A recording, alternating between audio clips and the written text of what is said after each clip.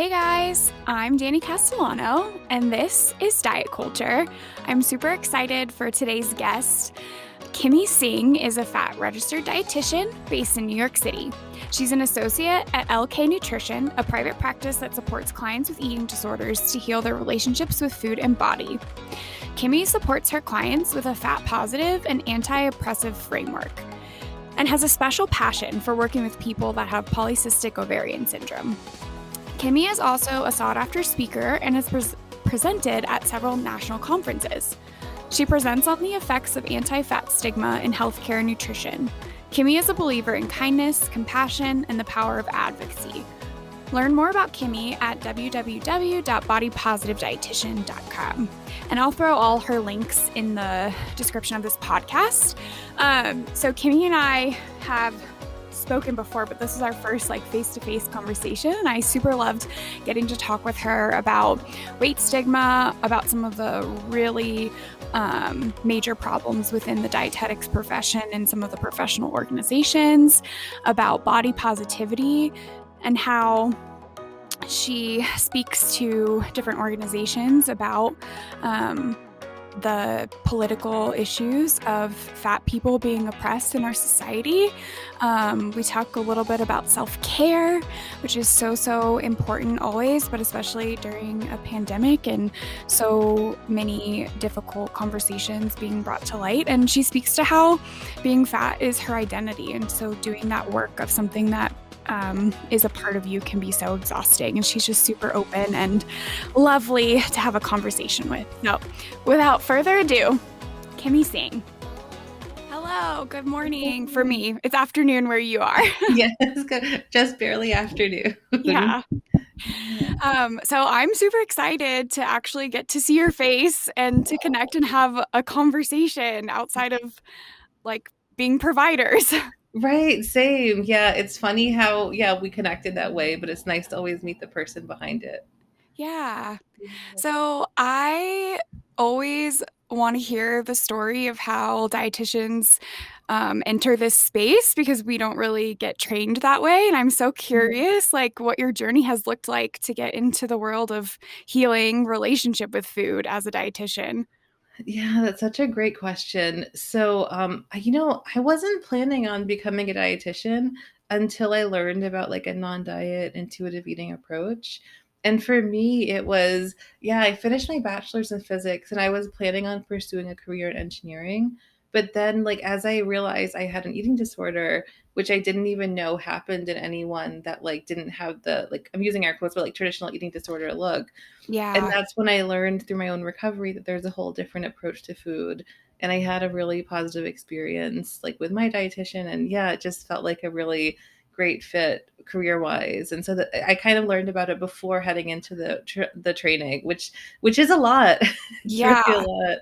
That is so rare. You're actually the first, I'm sure you're not the only person, but you're the first person I've heard that had a positive entry into dietetics. Right. And I always wonder if it would have been easier before if I learned later, just because I think going through the training and knowing about the other side, or knowing that there's so much they weren't including in the curriculum. And yeah, it made me, it was a really frustrating process. I loved a lot of my professors and my peers, but it was still Sure. tough knowing that beforehand. Yeah, I bet. I'm always so curious what's going on in the academic field because I don't really have much access into that at this point, because it really needs so much help. Yeah, I agree. And I honestly feel like so many students are interested in this approach. And that's what my gauge was, because when I spoke about it, so many people would support me and then or come up to me after class and say, "Oh my gosh, I'm so glad you spoke about it." And so I think a lot of students are looking for something different. They want to step away from that traditional, because I feel like that traditional approach, not only is it not helpful for the patient, but for the provider, it's very limiting. Yeah, no, you're Yeah. totally right. So I guess it will be kind of up to them to start to make some changes and continue to speak louder about it. Hopefully that will create a shift within the academic field for dietetics. Yeah, absolutely. And I'm hoping that more professors will get on board because then we could even like change research and yeah, just have yeah, different training process as a whole. Like I can't can you imagine if all dietitians were trained with a weight inclusive lens? Oh my gosh, it would be so different. It would save so much time because I was not in that case. Like I went in very like I watched the documentary Super Size Me, and I grew up with divorced parents who had to feed us fast food all the time because they were working, and I was like, "Oh my gosh, like they didn't even know. I need to help people be healthy." It's just like the typical, and just the progression, the time it took to unlearn, which I get, like people need that time, that's fine. I'm not beating myself up. It just sucks Yeah. for the people that I impacted with that lens before I started to be like, "Oh my gosh, like what Right. the heck is going on?" I get that. Yeah. And it's like it's so tough because you were also a victim to the system. Like you yeah, like the training kind of failed you or just like not just you, like everybody because it's tough that so many people like were taught like I'm even thinking to be in my ranges without knowing anything Gosh, about the history and it's really a disservice to the students. it is. Yeah. You you're involved with diversified dietetics? A little bit. Well, I'm like in the mentor mentee program, so I'm a mentor through Diversified Dietetics, which has been lovely. Oh my gosh, if anyone's listening and wants to do that, it's been really nice. Yeah. Good.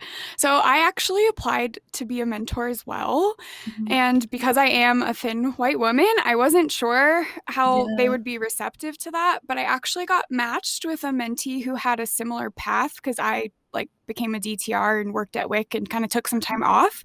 So we Interesting. have a similar path that she's on, and it's been such an amazing experience. I like think so fondly of her, and I'm so like Yeah. excited for her. Oh It's my gosh, Dani, that's so beautiful. And I feel the same about my mentee. You know, it's funny because I'm meeting with her after we record this. Oh, And yeah, cute. like it's and I feel and she's also she's Indian and she's also wants to be an eating disorders provider. So they just I was surprised they found someone that's such a good match. And I feel like she was probably also surprised. Like it's and it sounds like for you, like your mentee is also such a good match. Yeah, I guess they did a really good job with Yeah. thinking about who they should pair people with. Absolutely. Yeah. And I think that's another thing where, like, if we have more providers that aren't necessarily in academia, but that can support people along the way, I'm sure it'll just make it so there's less emotional energy we have to spend or that they have to spend as students. Yeah, I hope so too. Speaking of that, would you be open to talking a little bit more about what's gone on with the academy? Have you ever been involved with them um, in your professional career, like been a member or anything? A member, like when I was a student, we were required to be a member, I think in my internship. And Oh, then, yeah. yeah, like my first year after, I was like, okay, I guess I'll just renew this and see.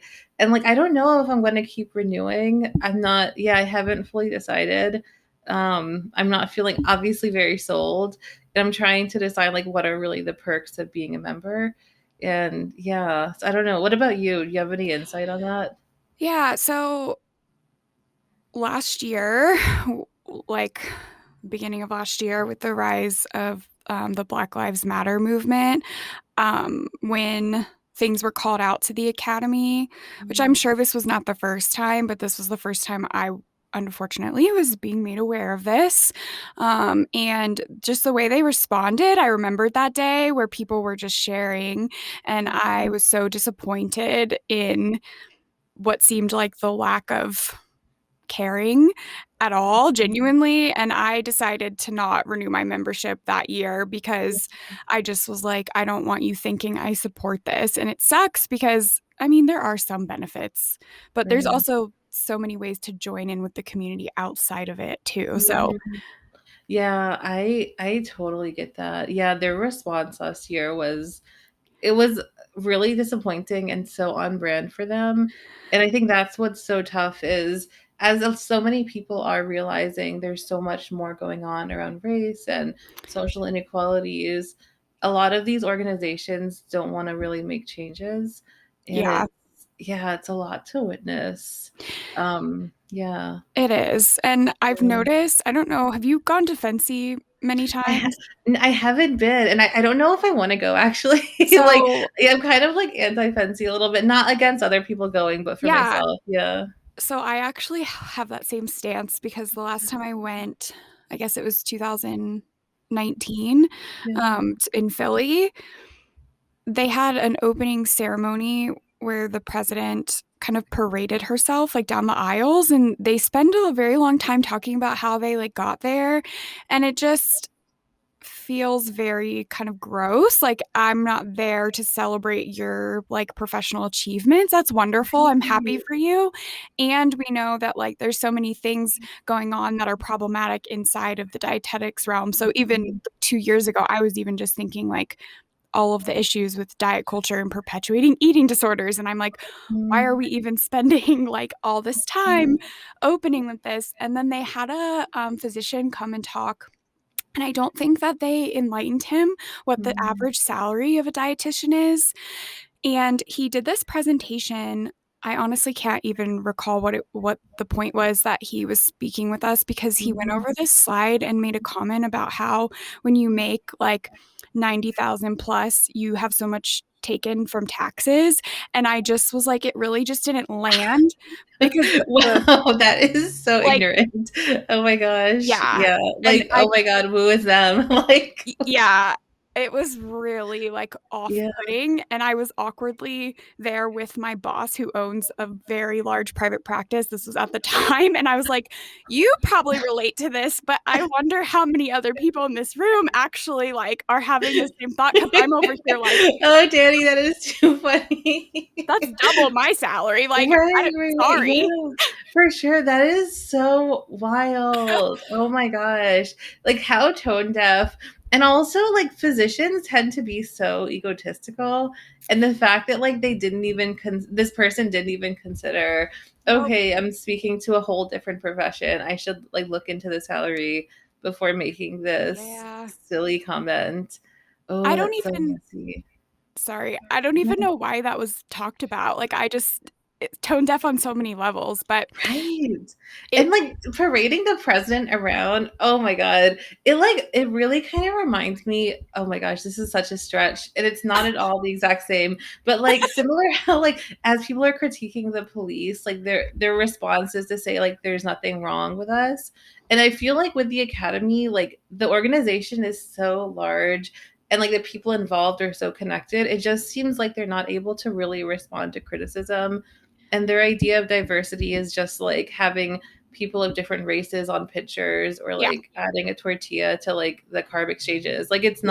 it's not anything thoughtful. Yeah. No, it doesn't seem authentic at all. Yeah. Um, Yeah. yeah, Oh, I'll tell so you one messy. other story that I found interesting, and Please. Oh I'm my not gosh, trying I'm to, like, learning so much. bash Fancy, but also, like, I would have this conversation with anyone because I'm like, I'm not about it. But, we were in a talk about the new WW, app for kids, Yeah. Kurbo, is that what it was called? I think so. Yeah, Kerbo, yeah.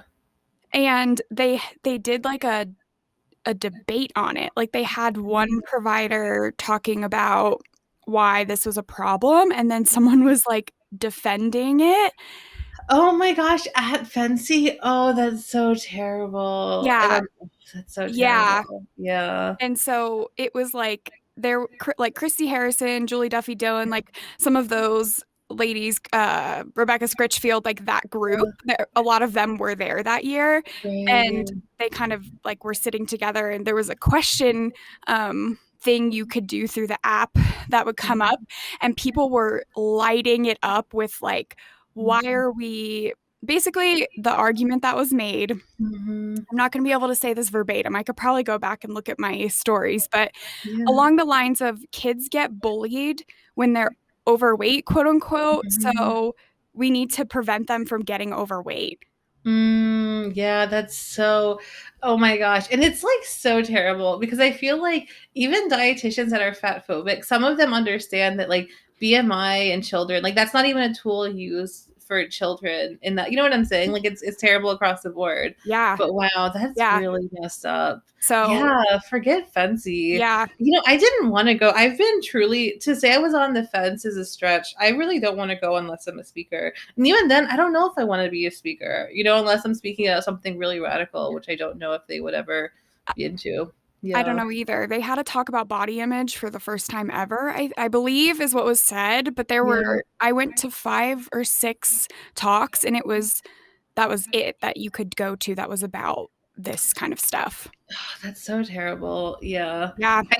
And when I think of younger dietitians coming out, like so many people want to learn something different. And I don't think it's really representative of like newer dietitians. You know what I mean?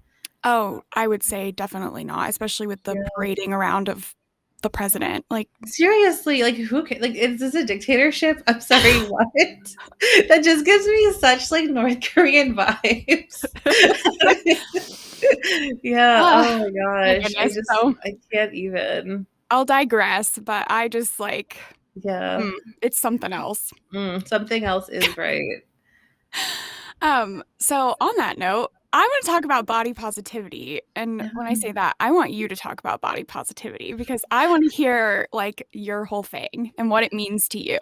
Right. Okay. So, for those who are listening that don't know, like my brand name right now is Body Positive Dietitian, and so I chose this name after speaking to Deb Burgard, who was like one of the two founders of like the term body positive as it relates to body image. I think before that, when she and someone else, like I think trademarked it, is that what they did? Something like that. Before that, it was actually used in like the HIV scene, like HIV positive scene, to sort of neutralize being HIV positive. And Deb and the other person reached out to those communities and said, hey, is it okay if we use this in this way? And they were totally on board with it. And so I feel like when it was created, like Deb is amazing and fat, and it was really created to center like fat positivity and the political component of body positivity. And since then, and I'm so glad that there are more conversations about it, but it's been so just like watered down. And so a Yeah. part of me using that in my brand is trying to take away some of the watering down, like take that water out. I don't know if it's really working, but I think for me, what I always like to convey to people is body positivity isn't about like just feeling good about your body. It's really trying to break down the systems that tell us that bodies are wrong or that are oppressing bodies, especially as it relates to fatness. Yeah. I love that. Um, that's been a big part of like unlearning and understanding because when I was in college, I also had an eating disorder and very much feeling like my body was my enemy and the whole thing of you have to fix your body to be happy, like the typical messages that we hear, and realizing that like that's so again tone deaf to be like starting out on Instagram talking about like how I can love my body even though it's not perfect, and I'm like so far moved away from that because I've realized that it was co-opted, and I'm like I apologize and I don't want to be a part of this anymore. So I was excited to hear like from you how, because that is your handle and like such a big part of your work that you do. Thank you. Yeah, and I think it's really hard because promoting positive body image, it's so important in that like naming that so many people of all different sizes feel like their body is so far from like the like quote unquote ideal just because the standards that like women and femmes are kind of put to, it's so Mhm. ridiculous. So it's just like the smallest thing can feel like something that people fixate on, and such few people that are like in that category can really feel like they love their bodies and accept their bodies. And so it's like, how do we create space for that conversation while also promoting fat positivity? You know what I mean? Yeah, And I don't know like the answers to it, but I think it's just such a tough part of this. I think just continuing to have those conversations is so crucial. Right. Very true. Like at least part of it and just not stopping. But then it's like the exhaustion that I'm hearing from so many people in the past like year and a half regarding so much of Mhm. everything being so heavy and tragic and just like furthering trauma that people already have. It's hard to to be like, keep going. But I also like, I love your messages and I hope that you Thank continue them the you. way Thank that they you. are and as you evolve, because I think they are crucial to Thank everyone. you. I appreciate that. Yeah, like I'm kind of going through I'm like maybe like a rebrand. I don't even know if rebrand's the right word, but like Ooh, changing some things on my website. I don't know if I'm gonna change like the name, okay. but yeah, maybe not. It's tough. It's a That tough is tough. decision. Yeah, and you like yeah, for the dietitians listening, like it's like the branding stuff, it's there are so many considerations. It's cool and exciting, but also it feels like there's not a perfect answer. Yeah. Yeah. I have like a really what feels kind of intense question. Okay, I W- love it. When you have thinner clients or have get questions from thinner clients like regarding body positivity and body image, Yeah. how do you handle like the blatant fat phobia? Um, because I'm realizing in eating disorder care, Mhm. I'm just kind of wanting to be like, can you just like go read a book about how fat phobic you are? Because like this is Right. not acceptable. Like I can't sit in a room and tell you. I think they Right. fish for me to say, "No, you still look really great." And they're like, "Oh, Mhm. if as long as I don't gain more than this weight." And it's like their IBW. So I'm talking about Right, your right, like right. standard quote unquote anorexic body, right? Like bare Right. minimum. And they're like, as long as I don't gain past this, I'm going to be okay. And I'm just like, in Right. my brain, I'm screaming, this is so Mhm. fat phobic. But also, like, if Mhm. I tried to unpack that with you at this level of care, you would probably jump off a cliff. So, like, I can't do Mhm. that. And I want Yeah. to know, Yes. in outpatient, what are you able to tackle with that? Right, right, right. Oh my gosh, such a great question. So one thing that I think makes somewhat of a difference is like the fact that I'm a fat provider. So my body's always in the space now, the virtual space. So I think that's one thing. So like the blatant part of fat phobia that might be there when it's like a thin provider and a thin client, it's just not I don't know if it's necessarily at the same baseline. So I think there's that piece. And Okay. then there is definitely elements of people saying like, oh no, well, I'm not that big, right? Or I'm as long as I don't gain that much weight, it's fine, right?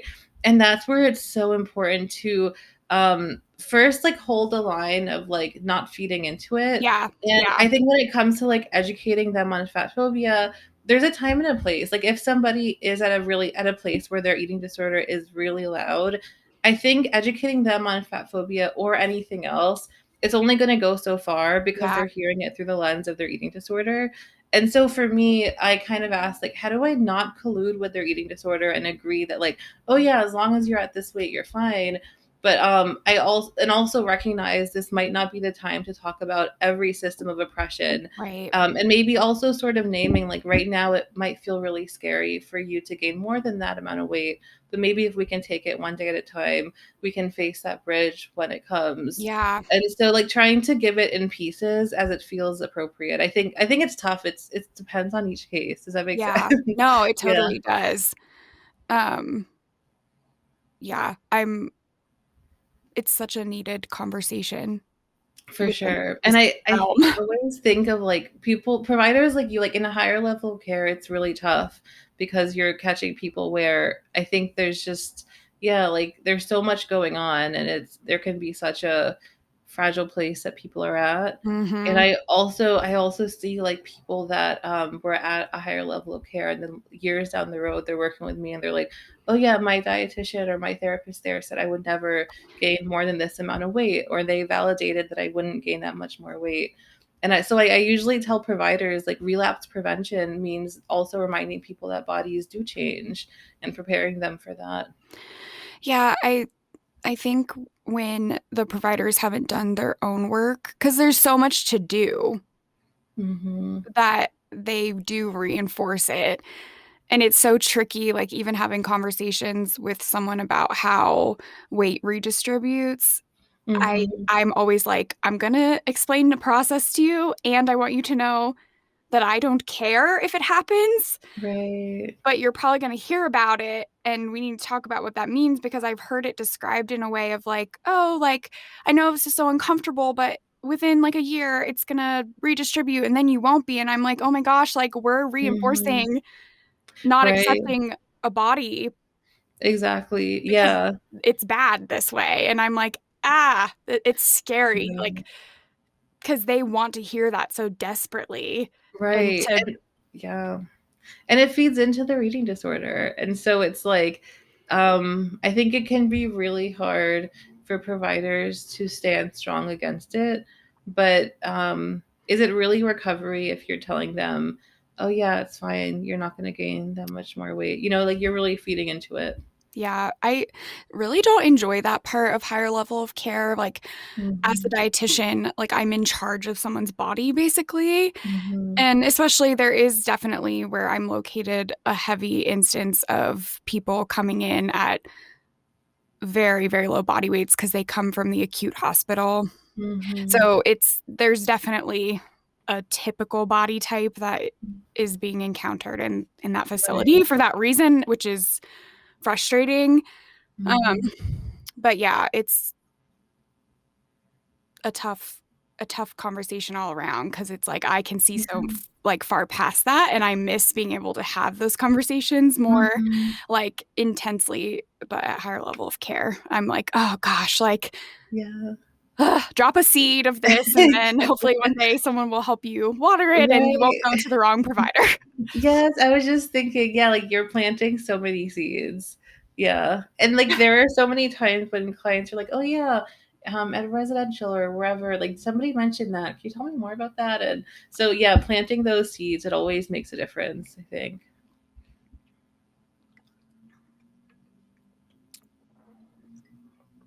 Um, I'm curious what you find some of the biggest barriers in your work as an outpatient dietitian. Hmm. Be- Let's see. Do you have like a specific context?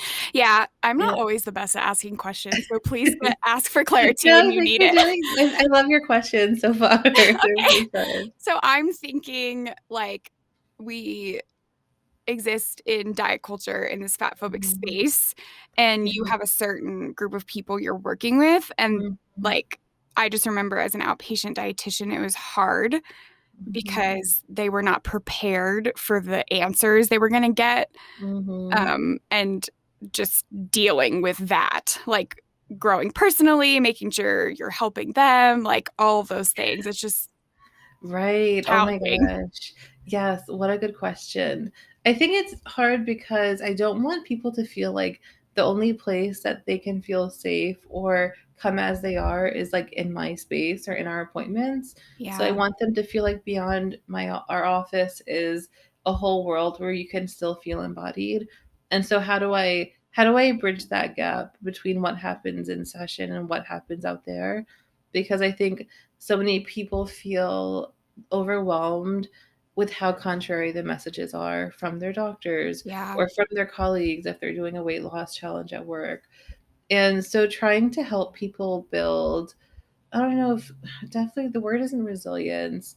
Um, like the ability to self-regulate like their emotions and navigate what comes up in when they're facing some really tough stuff outside of the office. And so as a dietitian, there's only so far I can go with that. But yeah, how can I model it like as a fat person, as a human living in this world? I think that's what I try to remember. yeah. Um yeah. So I think that's the biggest one. Yeah. That for sure is a challenge. Yeah.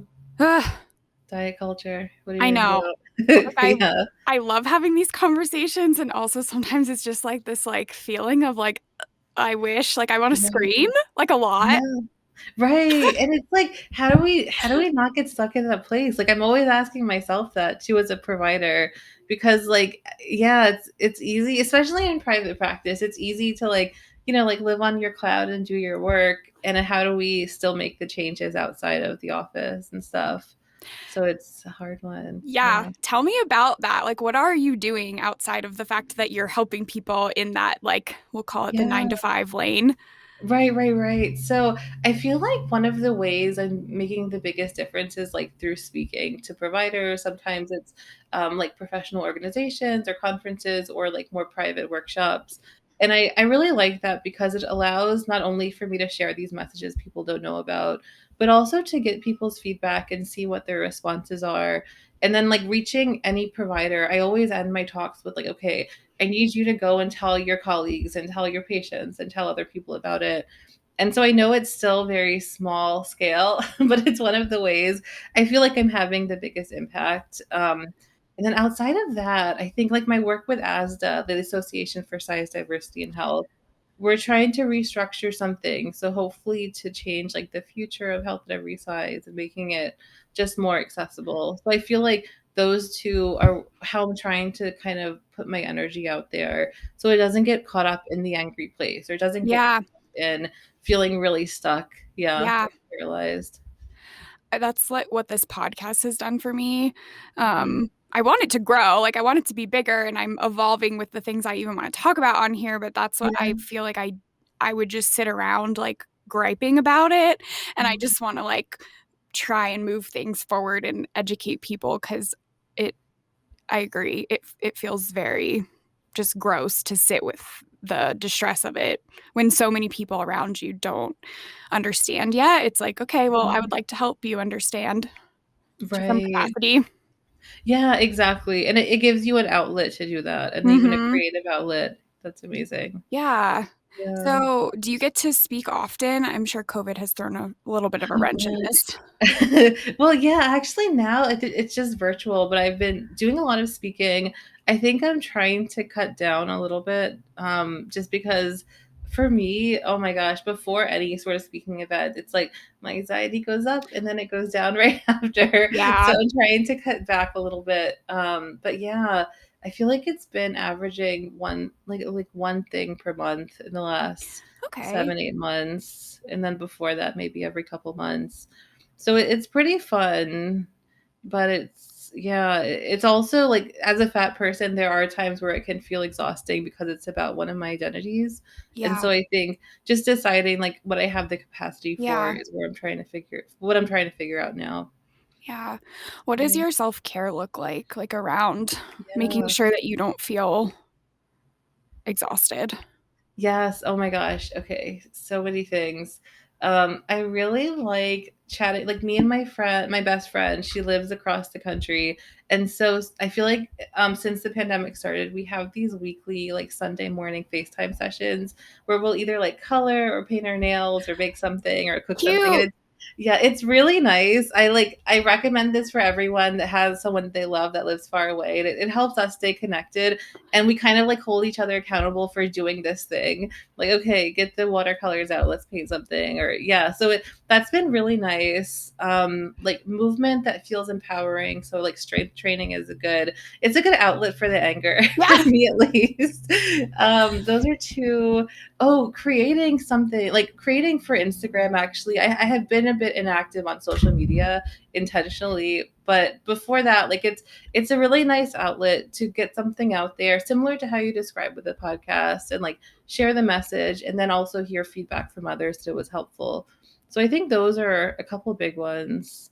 Oh, also I adopted 2 cats. I know Dani saw one of them before we started recording, but that's been another really nice way to just yeah feel connected to something outside of myself. Yes. I love that. Do they Yeah. cuddle you? Yes, one Good. is very cuddly. Oh my Good. god, so much fun. Yes. Yeah. Animal cuddles is probably one of my favorite self-care Yes. rituals of all time. Right. Yeah. And I don't know if you've always had pets, but these are my first pets. And oh my gosh, what a change. It's been really nice.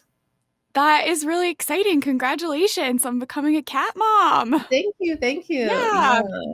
I adopted them in December and no regrets. It's been really cool. Oh, good. I feel like a lot of people have gotten pets that hadn't had them before, but during the pandemic because you're home. Mhm. Yes. Yeah. And I don't know if I would have gotten them if it wasn't for the pandemic.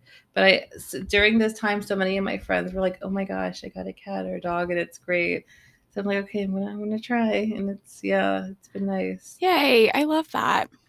Yeah, thank you. I'm curious when you are speaking to how this is part of your identity that you're talking about. Um, do you how do you handle people being like fragile about these conversations and getting Mhm. like offended or disagreeing? Like, how do you handle that? Right. I'm trying to think of an example. I think I try to, like, one, remember for me personally, and this is like before I learned about this, I was a really fat phobic person. Before I was fat, I was a really fat phobic person. And I also, like, I always ask myself if my identity like didn't change in that way, I wonder like what it would have taken for me to just have more compassion. And I know for me, like my fat phobia and my lack of compassion for others was really related to how I felt for myself. And Mm-hmm. so I think because it feels like where I was to now feels like such a contrast, I Mm-hmm. usually have like some compassion for the other person. But I also have frustration and anger sometimes. So Mm-hmm. it's not just a compassion party, Yeah. but that does help. And so I try to understand where they're coming from and like to see if there's a bridge we can gap or like if they're just misunderstanding some information. But if it's something where they're kind of committed to misunderstanding or it seems like it's triggering something deeper in them, then I Mm-hmm. try to sort of disengage because there's only so much I can do. Mm-hmm. Like how much energy do I want to give this person? Maybe it's something they should discuss with their therapist, you know. So trying to decide like where I want to put my emotional energy and trying to make a difference. Yeah. My you've probably noticed my like Instagram platform is not, I don't have a ton of followers. Like I'm very much still in the process Aw. of growing and Oh my gosh, we know you're fabulous.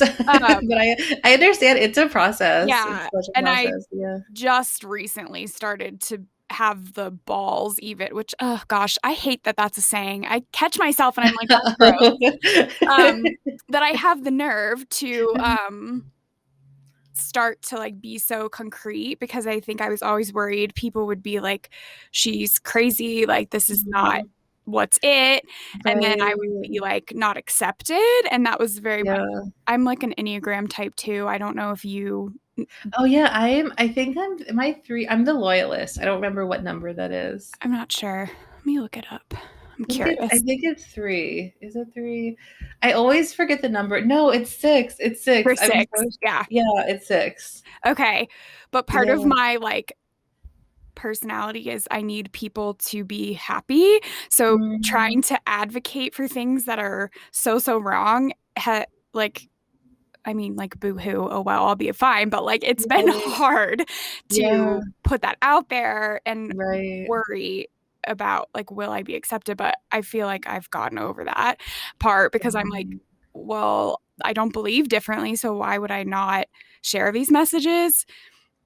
And so that's just been like Yeah, an interesting, I've kind of started to put my niche together, and that's why I think right. I just kind of used Instagram as my personal, and then I sometimes would put things out, but it didn't make any sense. So I'm like Right. starting to finally brand, and like this podcast um is new. I was doing one Mhm. before and this one is new and it's a little bit different and I'm starting to get there.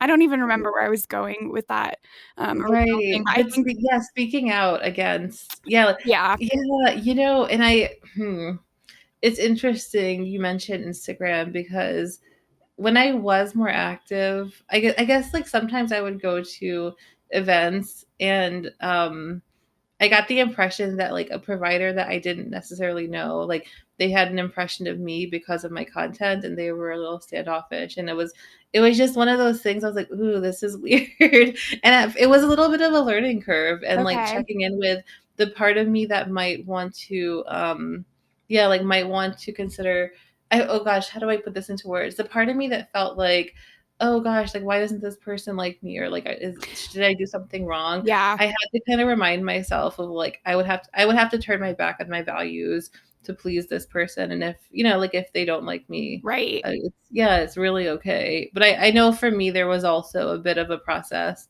and getting used to that, and it wasn't, to be honest, it wasn't a lot of people, and I don't know I don't know unless there are more people I just don't know about, but it felt like there was a lot more support than not. That's good. I guess that's human nature is we assume the worst.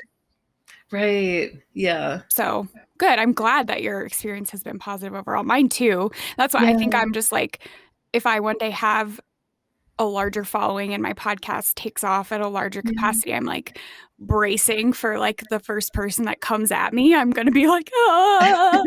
Right. You'll be ready. It'll be easier than you expect. You'll be like, oh my gosh, I was Okay. nervous about this. Yeah. Or they just won't say anything because they're like, oh no, they might go off on me. And so so it'll work in your favor either way. Yeah, that's Yeah. true. That's a good Yeah. point. Yeah. But it's tough. Yeah, it is. But Yeah. it's mostly beautiful because I Yeah. like doing this work. Right, for sure. I hear you. Um, I have a lot of questions. What would you say to um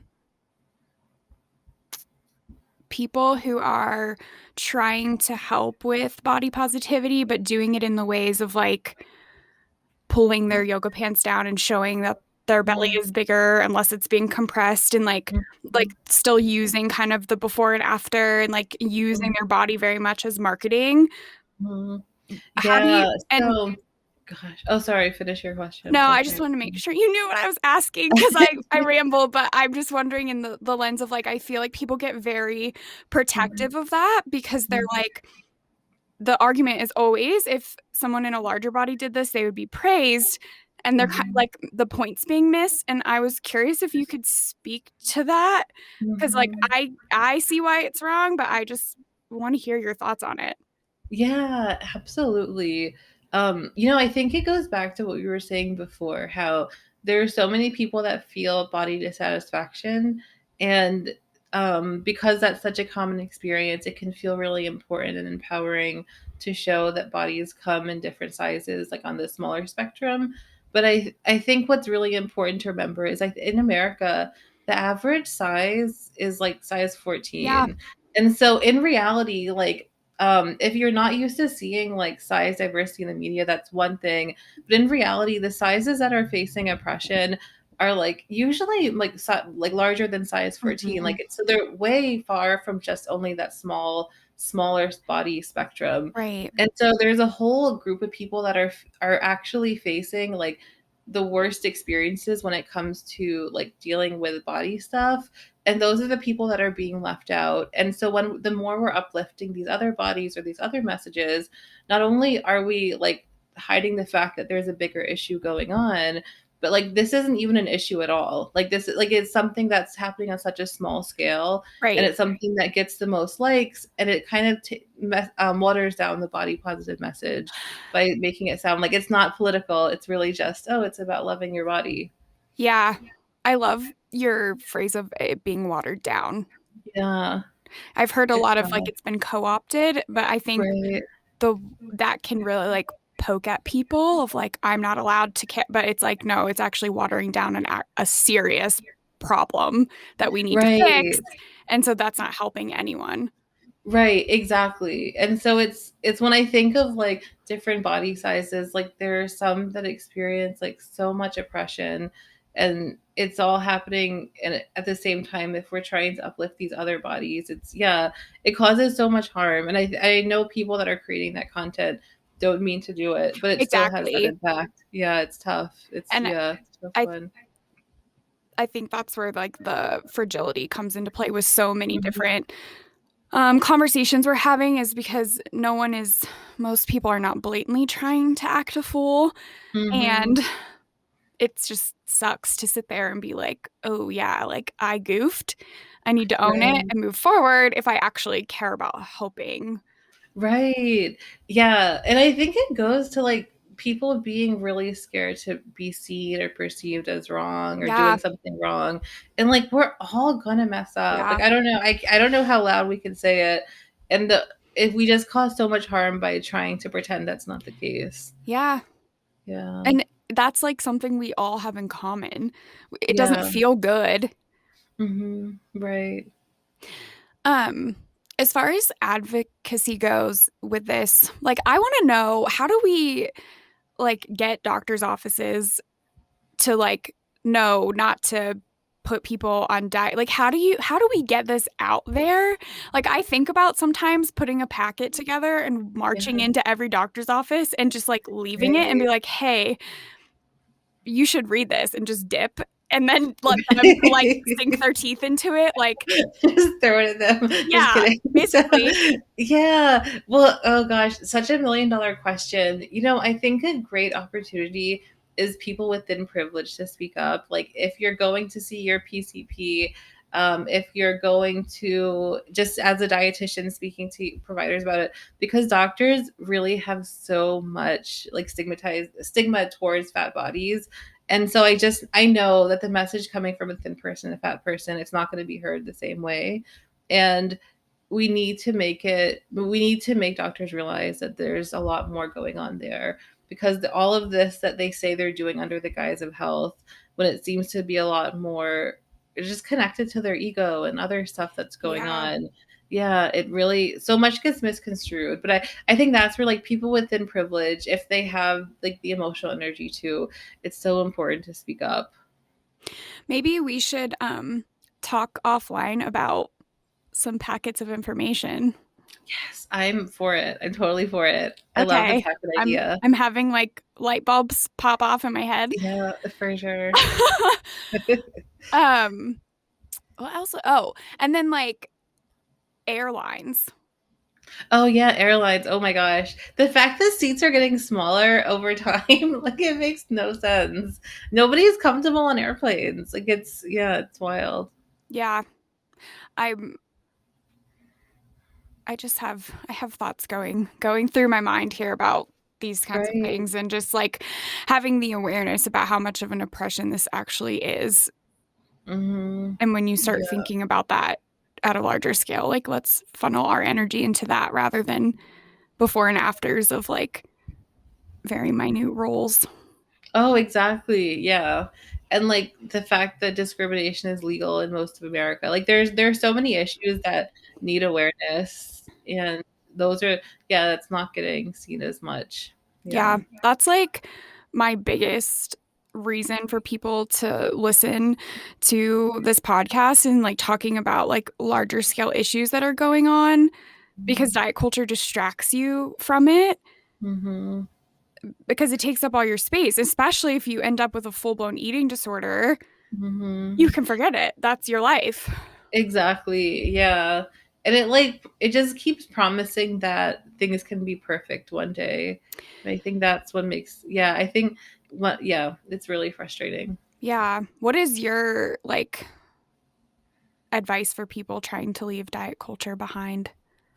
Oh my gosh. What are you looking for diet culture to do? Like what's the promise? Mm. What's the ideal life you see at the like light at the end of the tunnel? Because there's no reason why in this moment like you can't try to just live your life in this moment. Yeah. Yeah. That is such a good reflection point. I really, really love that. Just come it's so basic and coming back Right. to that. And it's like Right. hearing people say things like, I need to lose weight in order to go and enjoy my life. And Mhm. it's like, but what's gonna be different? Right. And it's like the real barriers, it's not people's bodies, it's like policies Yes. that are like making lives harder and Yes. stuff. So it's like, yeah, like I know there are some barriers for like living in the moment, but it just promises that there's a perfect Yeah. life waiting at the end of a diet. Yeah. Yeah, it does. And we have this epidemic. It's not an Mhm. obesity epidemic. In my mind, it's an epidemic of blaming people for their own oppression. Right. Yeah. And that's like most people think that. Like Mhm. I have friends that have said things to me like it's my fault that they weren't able to do something because of their body size. And I'm Mhm. like, I'm sorry. I'm going to need you to stop that because this is Mhm. about this organization not caring that there are people in Right. larger bodies. Like, this is not you. But our culture does such a good job of blaming the Mhm. individual.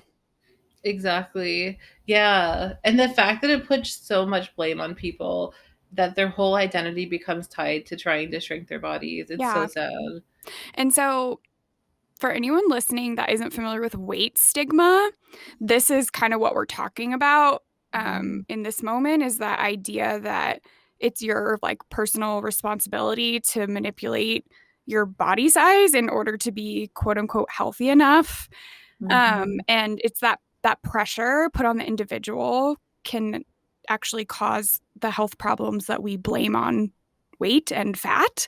Mhm. I know that's something like on your Instagram page. Am I correct? That's like one of your things about weight stigma. Probably, yeah.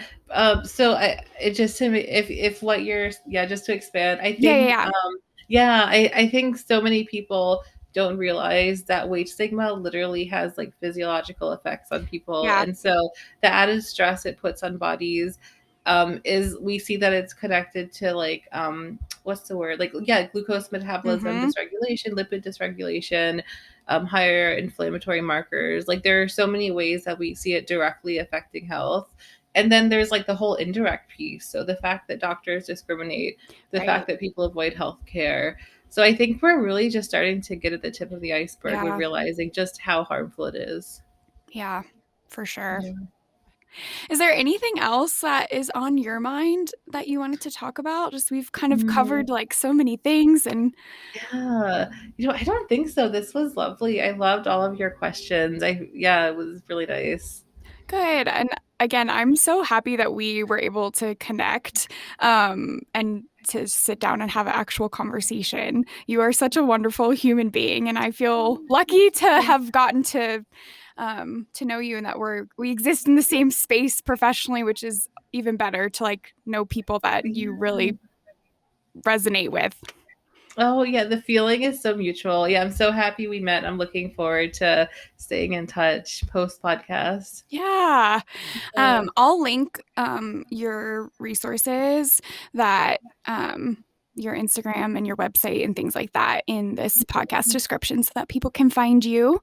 That sounds Um, great. but yeah, thank you so much. Thank you. Thank you so much for listening. You can keep up with what's going on with the Diet Culture Pod on my personal Instagram page, Dietitian Dani Cast. This podcast is made possible by my brother, Nick Lewis, who helps me edit and produce, co-edit and produce. And we're also available on YouTube. So for future reference, if you prefer to watch rather than just listen, that's where you can find us. Can't wait to talk to you next week.